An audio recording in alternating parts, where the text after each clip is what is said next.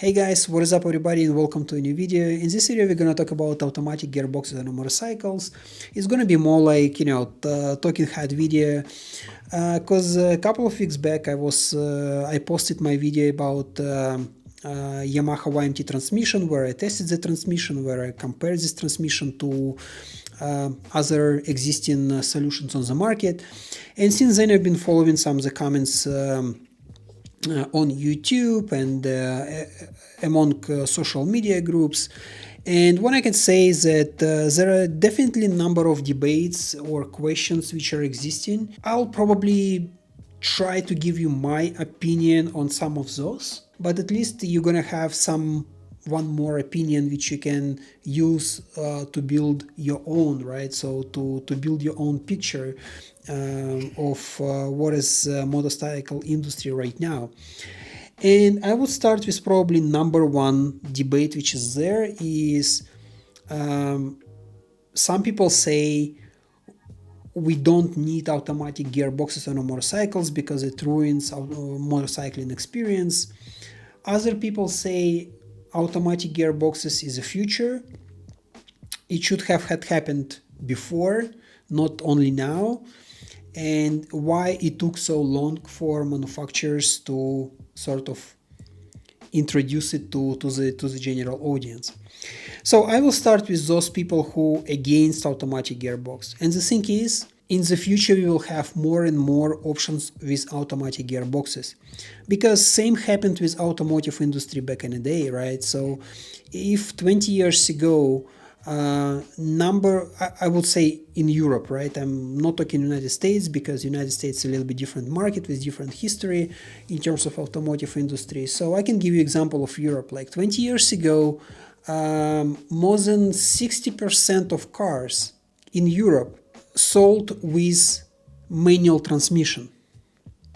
In today's days, it is only 30%. So 70% cars these days in Europe sold with automatic gearbox. And I think that is really a good example of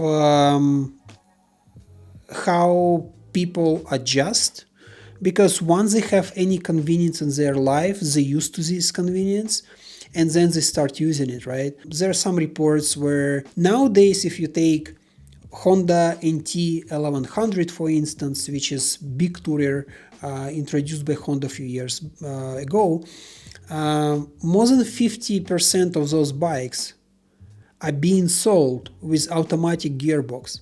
My personal opinion, there is so much fun riding mechanical or manual gearbox on a motorcycle.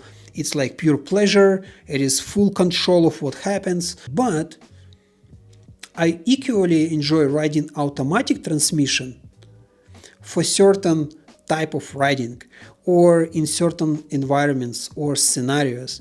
And I would not say that one can replace the other. I would only say that you just need to understand what you want, why you're buying the motorcycle. And as we can see in today's world, manufacturers, yes, they do offer you automatic version, but they also offer you a manual version. The other question is that some people might feel pressure, when society or community or even manufacturers sort of like pushing you to buy automatic gearbox because for them it's better profits, blah blah blah. But I would say no, like you still can buy exactly the same bikes on manual. It's up to you. If you want manual, get manual. If you want automatic, get automatic. But now we can see the stats, and stats shows that more people nowadays prefer to choose automatic instead of manual. But also what is good, we can now see that within the automatic gearboxes we have multiple versions of how it can be executed. Honda has like 4 solutions for you, right? They have DCT, they have Honda e-clutch, they have quick shifter, and they have the standard manual transmission. Other manufacturers eventually will introduce different variations as well.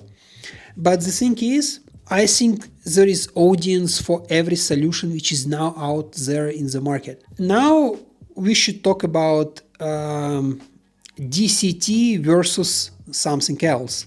Because the other question which I can see so often, why nobody does DCT? Because DCT is so good, it's so smooth, it is so perfect. Why Yamaha does not do DCT? Why BMW does not do DCT? Why, I don't know, Kawasaki and other players in the market don't try to introduce their own version of DCT?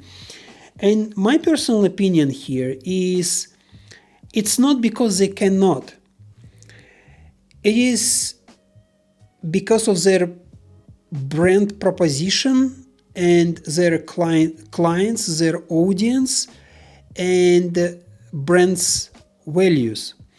And especially because I know Japanese culture, because I work with Japan, I've been to Japan many times, I can tell you that in Japan there is no such thing like, okay, I can see that my neighbor does something, I should immediately repeat it and do the same and try to steal his audience to sell my product.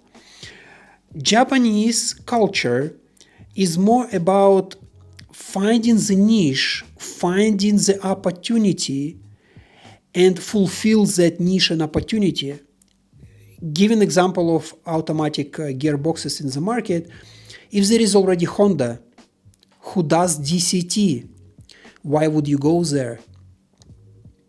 Why would you try to take what they already been working on like for decade and try to compete with them in their field? It doesn't make any sense. Try to find disadvantages of DCT.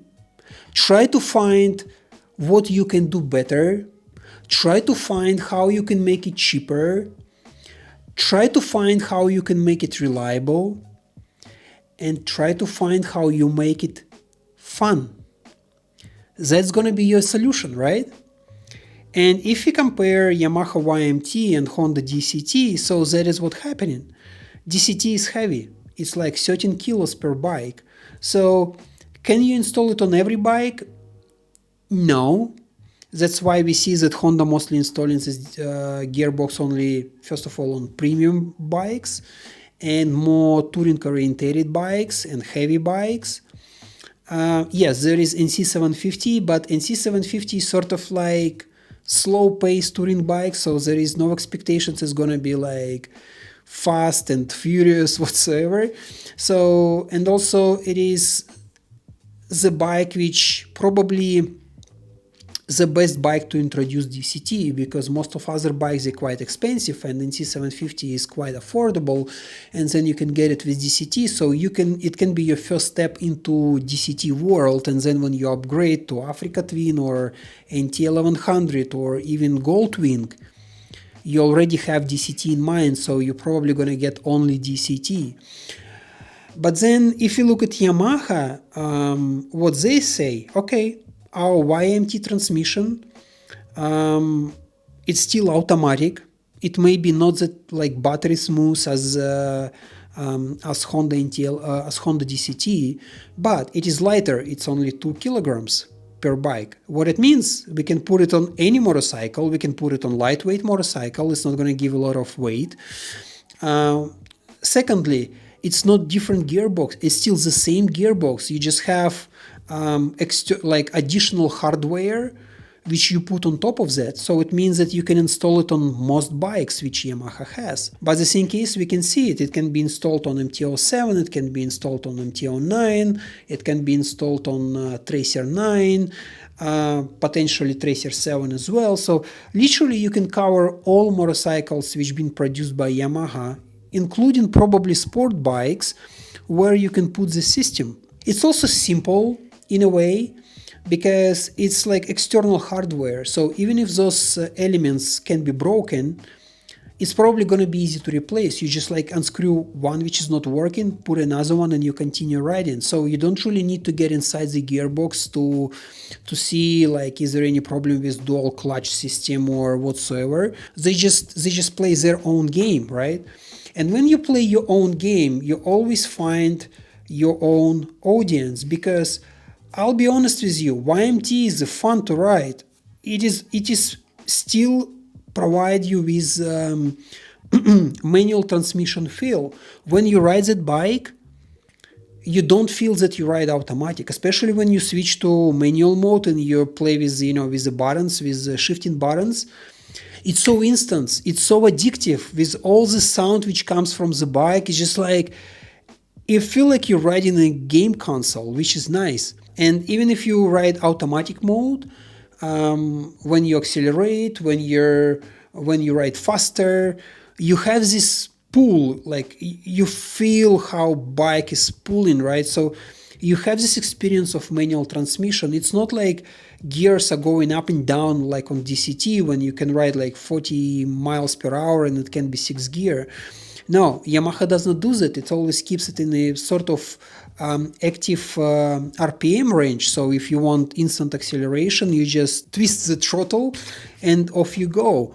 So I think it's just no needed. I think that Yamaha is following their own footsteps.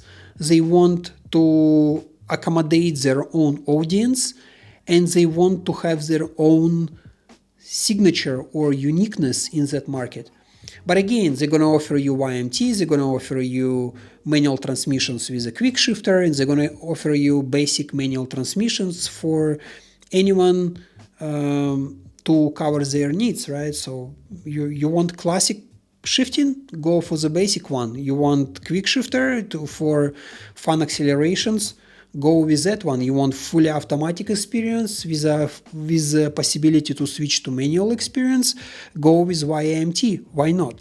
So that's why I think that when people compare Yamaha to Honda DCT and they say why they don't do DCT, it's just because of different philosophies.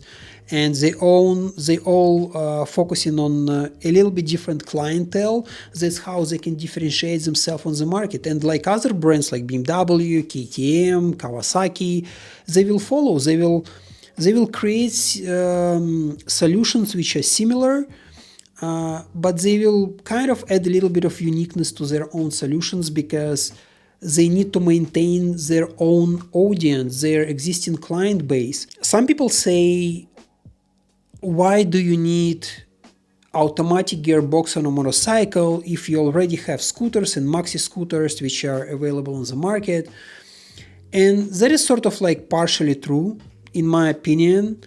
I also a big supporter of maxi scooters. I like maxi scooters. I actually like urban mobility. I like riding scooters and maxi scooters in the city much more than riding a motorcycle. But the thing is, there is already plenty of solutions, plenty of maxi scooters such as Yamaha T-Max, Honda XADV, Honda Forza 750. Those are awesome maxi scooters which have full capability of proper motorcycle. They're big, they're comfortable, they can move you around the city, they can bring you to any distance outside of city. You can, like some people actually traveling on those maxi scooters. The only difference is that some people prefer motorcycles. And I know some people who own basically motorcycle and they own maxi scooter. They use maxi scooter in city because it's practical, it's economical, it is easy to ride, it is comfortable, and it provides you with everything you need, and it's much more efficient than a car. But then if they want to travel, they have proper touring motorcycle. It can be, I don't know, like Honda Goldwing, it can be BMW RT, it can be something else.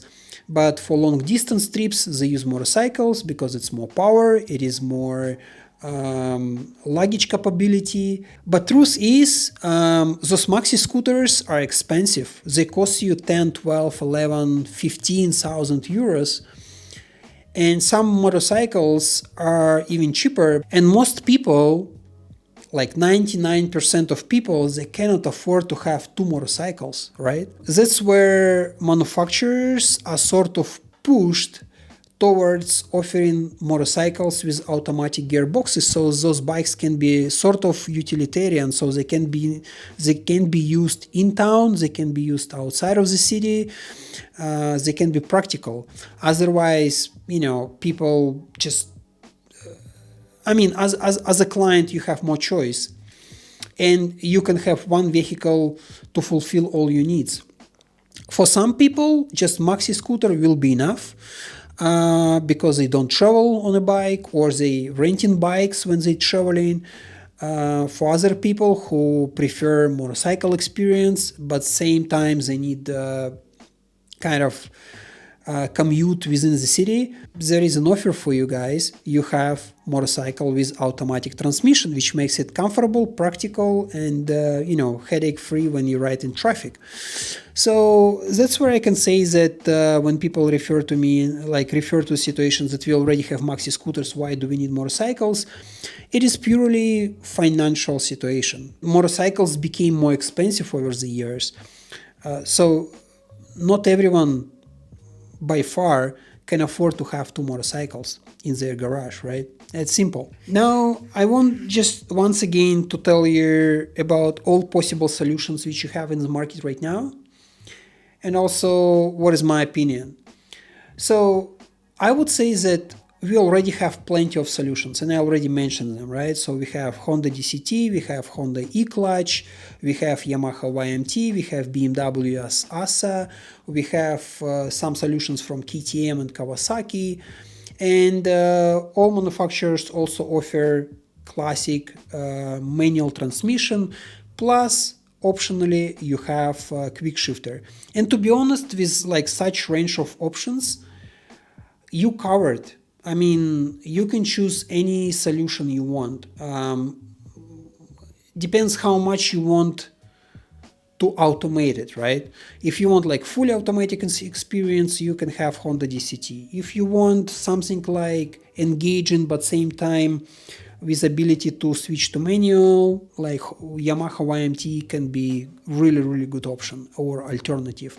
If you want manual transmission but you don't want to use clutch, you have Honda e-clutch. And if you want fully manual transmission but with more fun, you have quick shifter, which is offered by many manufacturers. My opinion that we cannot avoid the trend. We're gonna get into the field of automatic transmissions of the motorcycles. We're probably gonna get into the field of electric motorcycles as well. Those are the trends which gonna come. Some of them will go, some of them are gonna stay. But even if we take automotive industry, we will see that over the years, people moving towards convenience. And to be honest, some of the automatic transmissions on the cars, they became so advanced that you would never think of going back to manual. And I believe that something similar is going to happen here with motorcycles. So we're going to have all sort of manual and automatic options and transmissions on the motorcycles. Eventually, some of them will go away, some of them will stay, and those which will stay, they will be the most advanced which we could find or we can use on daily basis. That's how I feel. Automatic world is here. We should not be against it. We should look what it can offer, and then we still have choice, right? Thank you so much for watching, and I'll see you in the next one. Cheers.